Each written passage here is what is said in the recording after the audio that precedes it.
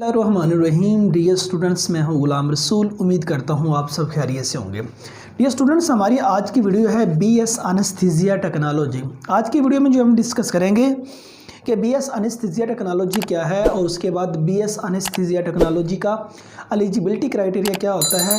तीसरे नंबर पर हम डिस्कस करेंगे बीएस एनेस्थीसिया का जो ड्यूरेशन है वो कितना है, और उसके बाद हम डिस्कस करेंगे कि बीएस एनेस्थीसिया जो है इसका एलिजिबिलिटी क्राइटेरिया क्या होता है, बीएस एनेस्थीसिया का मेरिट क्या है पब्लिक सेक्टर और प्राइवेट सेक्टर की यूनिवर्सिटीज़ में।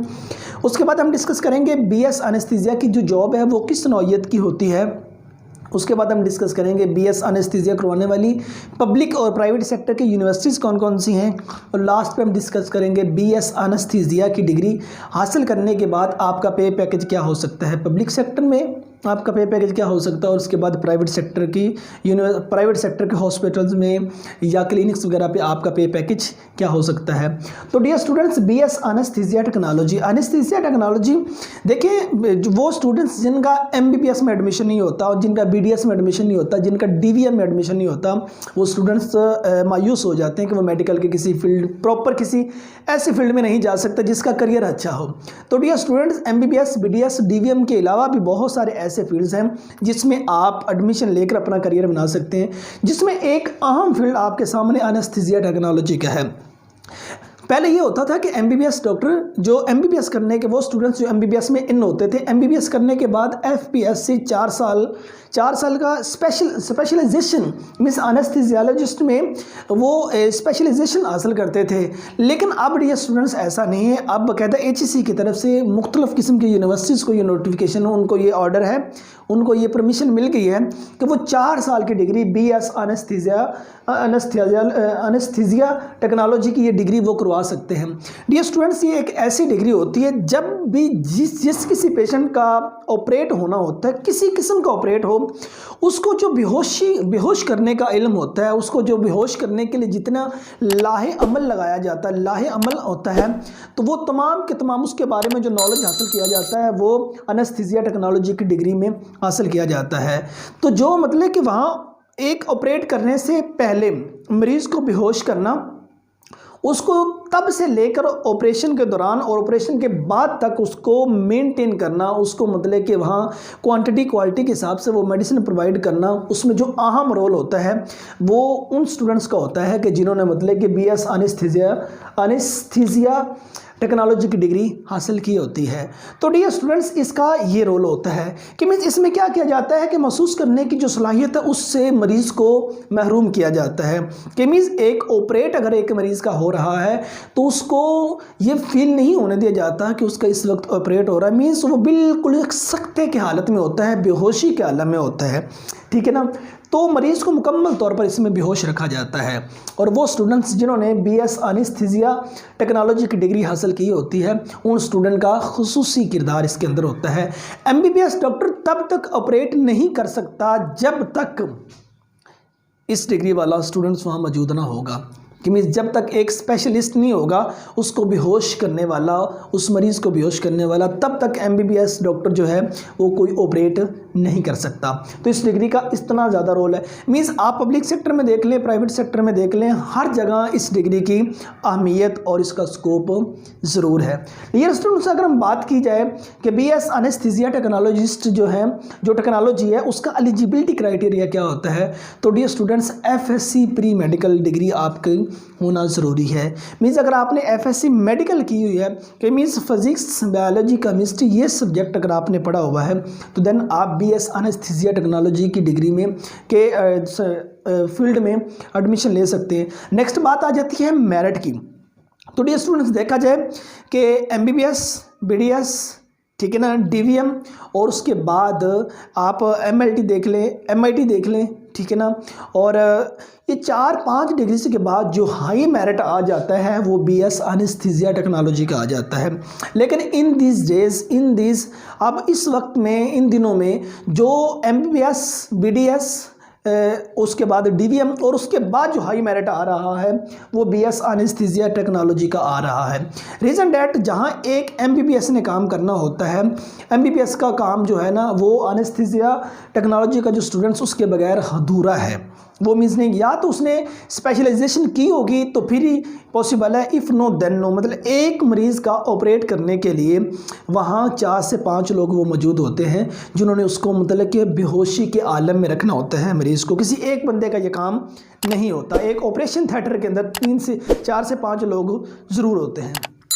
तो सो इसीलिए इसका जो एलिजिबिलिटी क्राइटेरिया वो तो हमने बता दिया एफएससी मेडिकल है, लेकिन अब मेरिट इसका कितना होता है। तो ये स्टूडेंट्स याद रखा जाए कि एफएससी मेडिकल के बाद अगर पब्लिक सेक्टर के यूनिवर्सिटीज़ में या मेडिकल कॉलेजेस में आप एडमिशन लेना चाह रहे हैं तो आपके जो मार्क्स से मिनिमम 80% से अबव होना इंटर में ज़रूरी है, ठीक है ना। और जो पब्लिक सेक्टर के यूनिवर्सिटीज़ या मेडिकल कॉलेजेस हैं वो एंट्री टेस्ट भी ज़रूर लेते हैं। बाज़ को जो मेडिकल कॉलेजेस हैं या मेडिकल यूनिवर्सिटीज़ हैं वो मतलब कि एमडी कैट के बिहाफ पर 60% मार्क्स वो रिक्वायर करती है। आपके एमडी कैट में 60% मार्क्स हों और उसके बाद आपका जो एफएससी का क्राइटेरिया वो मिला के उसके बाद आपका मेरिट बनता है। और बाज़ पब्लिक सेक्टर की यूनिवर्सिटी एजेंसी हैं वो एंट्री टेस्ट लेकर आपको एडमिशन देती हैं। तो उसमें मतलब कि पब्लिक सेक्टर की यूनिवर्सिटी में जाने के लिए मिनिमम जो आपका मेडिकल में स्कोर है 80% अबव होना डियर स्टूडेंट्स ज़रूरी है। अगर आप प्राइवेट सेक्टर के यूनिवर्सिटीज़ में जाते हैं तो देन आपके 50% से अबव मार्क्स भी हों तो आप उन सेक्टर की यूनिवर्सिटीज़ में जा सकते हैं। तो क्योंकि वहाँ फिर फीसिस ज़्यादा होंगी, वहाँ में पे ज़्यादा करना पड़ेगा। उसके बाद अगर हम बात करें इसके दौरानिया की तो dear students BS anesthesia technology की जो डिग्री है वो 4 साल की डिग्री होती है और इसके 8 सेमेस्टर होते हैं। हर सेमेस्टर का जो दौरानिया है वो 6 माह होता है। और अगर हम बात करें इसके एडमिशन फ़ी की तो डियर स्टूडेंट्स अगर आपका पब्लिक सेक्टर की यूनिवर्सिटीज़ में या मेडिकल कॉलेज में एडमिशन हो जाता है, इस 4 साल की जो डिग्री है इसको आप मैक्सिमम ज़्यादा से ज़्यादा मतलब कि 3 लाख, अदरवाइज इससे बिलो ही मतलब कि 2 से 250 मीन्स 2,50,000 तक या 2 लाख तक आप इस डिग्री को हासिल कर सकते हैं अगर आपका पब्लिक सेक्टर की यूनिवर्सिटीज़ में या मेडिकल कॉलेज में एडमिशन हो जाता है। तो डियर स्टूडेंट्स अगर आप प्राइवेट सेक्टर के यूनिवर्सिटीज़ में जाते हैं तो दैन जो इसका मतलब कि ख़र्च है ना वो मतलब कि अप्रॉक्सीमेटली भी 8 लाख के राउंड अबाउट आपका ख़र्च आ जाएगा बीएस एनेस्थीसिया टेक्नोलॉजी की तरफ। उसके बाद अगर हम बात करें इसकी जॉब प्रोफाइल की तो डियर स्टूडेंट्स आप देखें जहाँ कहीं भी कोई हॉस्पिटल है, जहाँ कहीं कोई हॉस्पिटल है वहाँ एनेस्थीसिया का जो स्टूडेंट होता है उसकी ज़रूरत वहाँ ज़रूर पड़ती है। मीन्स वो शख्स जो स्पेशलिस्ट होता है एनेस्थीसिया में उसकी वहाँ ज़रूर पड़ती है। मीन्स जहाँ भी ऑपरेट होने लगागा ओटी में, जहाँ भी ऑपरेट होने लगा, अब जब भी कोई एमबीबीएस डॉक्टर जो है ऑपरेट करने लगे उसने पहले जो उनके पास माहिर बेहोशी वाला शख्स होता है, मीन्स जिसने एनेस्थीसिया की डिग्री हासिल की होती है या मतलब कि जो माहिर बेहोशी वाला जो डॉक्टर होता हम कह सकते हैं शख्स होता है, उससे परमिशन ज़रूर लेना होती है। अगर उनके पास वक्त हो तो वो अपने टाइम के लिहाज से फिर बताते हैं फ़लाँ रोज़ हम किसी हॉस्पिटल में जाते हैं ना किसी का चेकअप के लिए, वो कहते हैं जिसका ऑपरेट होगा, वो फिर बाकायदा बताते हैं फ़लाँ डेट को इसका ऑपरेट होगा। वो मतलब कि एनेस्थीसिया का जो होता है शख्स उससे पूछ कर, जिन्होंने बेहोश करना होता है उनसे पूछ कर उसके बाद एमबीबीएस जो है डॉक्टर है वो दूसरा डेट दूसरा बताता है उनको, वो बताता है कि फ़लाँ रोज़ आके आप इसको ऑपरेट करा सकते हैं।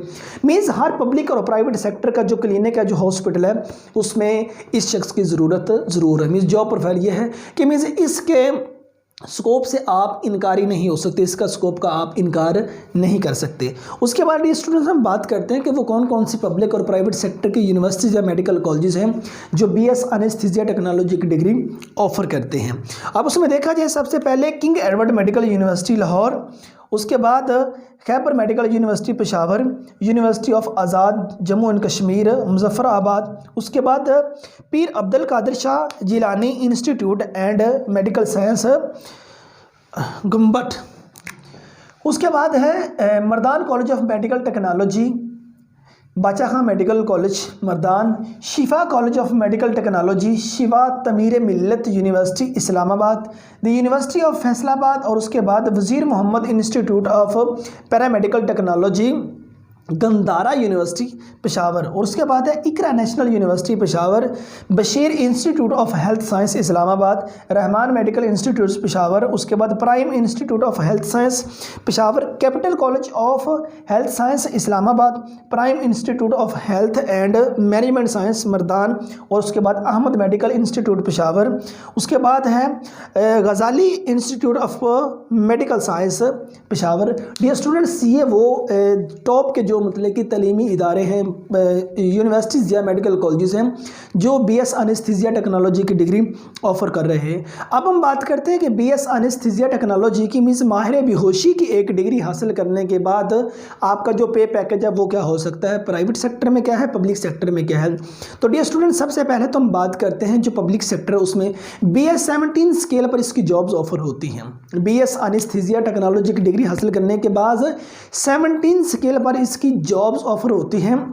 अगर बड़े शहर में देख लें, DHQ डिस्ट्रिक्ट DHQ मतलब डिस्ट्रिक्ट हॉस्पिटल जो होता है कि मीन्स एक जो ज़िले के अंदर हॉस्पिटल होता है, वहाँ 5 जो एनेस्थीसिया टेक्नोलॉजी की डिग्री वाले लोग होते हैं उनकी ज़रूरत होती है, वहाँ 5 शख्स वहाँ मौजूद होते हैं।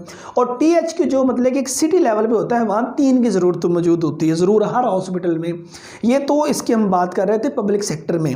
अगर हम प्राइवेट सेक्टर में अगर बात करें कि वो स्टूडेंट्स जिन्होंने BS एनेस्थीसिया टेक्नोलॉजी की डिग्री हासिल की हुई है उनका प्राइवेट सेक्टर में क्या होता है, डियर स्टूडेंट्स, इसी तरह इतने अशखास की ज़रूरत भी प्राइवेट हॉस्पिटल में मौजूद होती है, ज़रूरत पड़ती है। आप मतलब कि अपने करीबी किसी शहर में देख ले, हर शहर के अंदर मतलब कि 3-3, 4-4, 5-5 हॉस्पिटल कम अज़ कम मौजूद हैं। छोटे शहरों की मैं बात कर रहा हूँ। अगर बड़े शहरों की बात अगर करें तो हर कदम पर एक हॉस्पिटल ज़रूर मौजूद है। तो अब उनमें बात करें तो वो स्टूडेंट्स जिन्होंने BS एनेस्थीसिया टेक्नोलॉजी की डिग्री हासिल की होती है, वहाँ एक ऑपरेट में 4 से 5 लोग वो ज़रूर मौजूद होते हैं, और वो पर ऑपरेट एक ऑपरेट के हिसाब से मतलब कि 3000 से लेके 8000 एक ऑपरेट में से एक शख्स वसूल करता है। और बाकी आप हिसाब लगा लें कि एक दिन में कितने ऑपरेट हो रहे होते हैं और एक महीने के अंदर कितने ऑपरेट आ रहे होते हैं, ये एक एवरेज था इनका। और अदरवाइज सैलरी की बात की जाए तो मुख्तलिफ अगर प्राइवेट किस्म के जो हॉस्पिटल्स हैं वो उन स्टूडेंट्स के जिन्होंने BS एनेस्थीसिया टेक्नोलॉजी की डिग्री हासिल की होती है उनको अगर वो पे पैकेज पे रखते हैं तो उनका मिनिमम 50,000 स्टार्टिंग पैकेज होता है, और उसके बाद तजुर्बे के साथ साथ 1 लाख प्लस तक उनका पैकेज चला जाता है। ये था मतलब कि इनका पे पैकेज की हमने बात की। तो डियर स्टूडेंट्स, हमने आज की जो वीडियो उसमें बात की BS एनेस्थीसिया टेक्नोलॉजी कि मीन्स माहिर बेहोशी की जो डिग्री है कि मीन्स इंसान को महसूस करने की सलाहियत से महरूम रखा जाता है, उसको बेहोश रखा जाता है ड्यूरिंग ऑपरेट, उसका किसी किस्म का ऑपरेट भी होना हो तो उसके लिए ये जो एनेस्थीसियोलॉजिस्ट हैं उनकी ज़रूरत डियर स्टूडेंट्स ज़रूर होती है। तो उम्मीद करता हूँ आज की वीडियो आप बच्चों के लिए नहायत मुफीद साबित हुई होगी, और इसके बाद हमारी बाकायदगी के साथ डेली एक वीडियो इस चैनल पर अपलोड होती है। तो डियर स्टूडेंट, FSC मेडिकल करने के बाद जितनी डिग्रीज होंगी, FSC मेडिकल करने के बाद जितनी बेहतरीन जो भी आप FSC मेडिकल के बाद कर सकते हैं अलाइड साइंसेज में, वो तमाम की तमाम डिग्री की डिटेल्स इस चैनल पर इंशाल्लाह अपलोड होगी। और उसके बाद FSC प्री इंजीनियरिंग के बाद जितनी डिग्रीज होती हैं वो भी इस पर हम उसकी मुकम्मल कंप्लीट मालूमात ईच एंड एवरीथिंग इस चैनल पर ज़रूर अपलोड करेंगे।